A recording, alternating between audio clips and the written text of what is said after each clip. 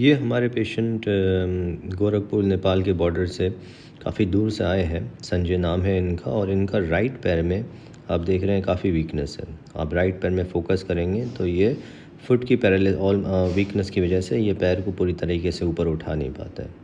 और ये इनको कई साल पहले एक बीमारी हुई थी जिसका नाम लेप्रेसी होता है और उसी वजह से ये प्रॉब्लम हुई। Hi, this is Dr. Adnan Feroz and I'm a consultant orthopedic surgeon at Feroz Hospital. आज हमारे साथ पेशेंट संजय आए हैं और ये गोरखपुर और नेपाल बॉर्डर के पास से काफ़ी दूर से 1200 किलोमीटर दूर और काफ़ी परेशानी हुई आने में जी। तो परेशानी तो हुई इनको आने में काफ़ी दूर से, लेकिन सर्जरी इनकी काफ़ी अच्छी हो गई थी। तो इनकी एक शॉर्ट हिस्ट्री में दे देता हूँ कि इनको राइट पैर में फुट वीकनेस था, फुट पैरालिसिस था। और ये हुआ किस तरीके से कि इनको 2016 में लेप्रेसी डायग्नोस की गई थी। लेप्रेसी की वजह से ये डायग्नोस हो गई थी। तो लेप्रेसी एक बीमारी होती है जिसमें ये जो नस होती है यहाँ पे जो पेरोनियल नर्व होती है वो डैमेज हो जाती है।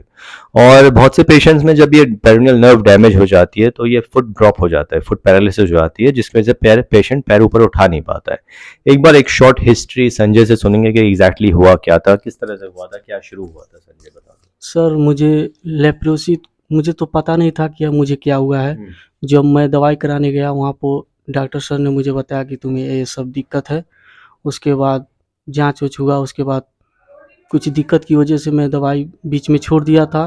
फिर बाद में मैं जाके गोरखपुर दिखाया और फिर उसके बाद बताया सर कि तुम्हें अब लेप्रोसी नहीं है, जांच वाच कराए, थोड़ा सा टुकड़ा एक लेकर कहे कि इसके लिए आपको सर्जरी करवाना पड़ेगा।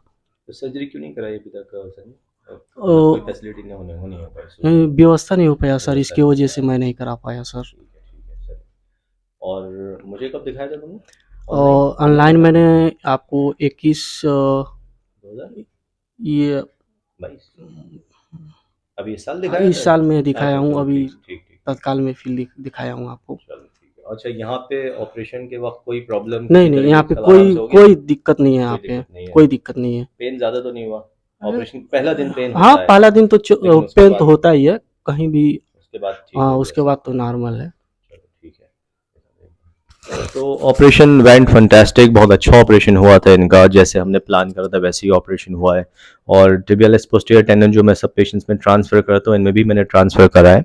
और प्लास्टर जो लगेगा ये 1.5 महीने लगेगा प्लास्टर। 18 दिन बाद एक बार ड्रेसिंग होगी और उसके बाद सेम प्लास्टर हम लोग लगाए रहेंगे 1.5 महीने तक। 1.5 महीने बाद जब ये प्लास्टर, ये क्योंकि जो पेशेंट्स हमारे पास आते हैं काफ़ी बहुत दूर से आते हैं और ये भी काफ़ी दूर से आए हैं, ऑलमोस्ट नेपाल के पास ही समझ लीजिए। तो मैं पेशेंट्स को सर्जरी के बाद बुलाने की ज़रूरत नहीं समझता हूँ। मेन काम, अच्छी बात ये होती है सर्जरी के बाद हम लोग वापस फ्रीक्वेंट विजिट्स नहीं होती हैं। और एक बार सर्जरी हो जाए 3 दिन पेशेंट्स यहाँ रहते हैं और तीसरे चौथे दिन पेशेंट डिस्चार्ज हो सकते हैं। सिर्फ 18 दिन बाद जो भी अपने होम टाउन में डॉक्टर हैं वहाँ पे जाएं और सिर्फ एक बार ड्रेसिंग करा लें, या जो स्टिचेस लगे हुए हैं, टाके लगे हुए हैं, उनको हटाना पड़ता है और सेम प्लास्टर वापस लगाना पड़ता है। उसके बाद यही प्लास्टर 1.5 महीने लगा रहेगा। 1.5 महीना ऑपरेशन की डेट से, समझ रहे हो? जैसा अगर हमने कल ऑपरेशन करा है तो 1.5 महीना, मान लो कि 15 जनवरी के आसपास 1.5 महीना हो जाएगा आपका। तो अप्रोक्सीमेटली 10 और 15 जनवरी के बीच में जब 1.5 महीना हो जाएगा इनका, तो ये प्लास्टर खुद ब खुद हटा सकते हो। ये मेरे प्लास्टर्स पूरे कंप्लीट वाले नहीं होते, ये सिर्फ एक सपोर्ट होता है और ये सीजर से पूरा कट सकता है बीच में से। तो अगर कोई होम टाउन में कोई पास में आपके कोई डॉक्टर नहीं है या कुछ नहीं है तो आप लोग खुद भी प्लास्टर सीजर से काट सकते हो। ठीक है, कोई बहुत बड़ी चीज नहीं है। और हटा के 1.5 महीने बाद हम पेशेंट से कह देते हैं कि वॉकर से चलें और वेट डाल के चल सकते हैं। तो एक बार संजय मुझे एक बार चल के दिखा दो कैसे चल रहे हो।